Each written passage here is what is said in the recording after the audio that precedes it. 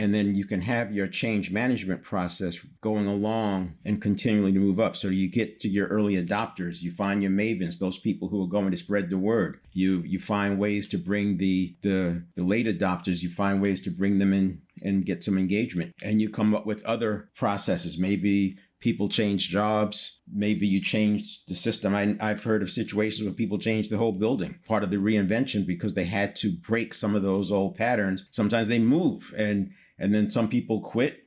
They don't want to move with the organization. Some people quit. I'm not saying that I recommend that, or I'm not advocating that. I'm just saying that change management is a very difficult endeavor unless you start early.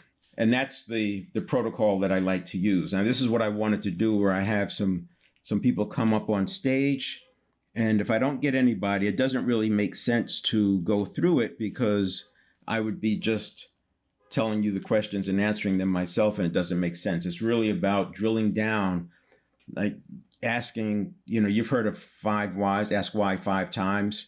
That's a whole quality, and it works, right? Ask people why 5 times. And one of the things you can do when you're doing that five whys is you're looking at them, and you can see when you've gone beyond what they're accustomed to answer. Once you get beyond what they're accustomed to answer, you're now into the area that they haven't addressed. Most people agree that we want to do this, but there's reasons it hasn't been done before, and we need to figure out what those are, and you want to do it early.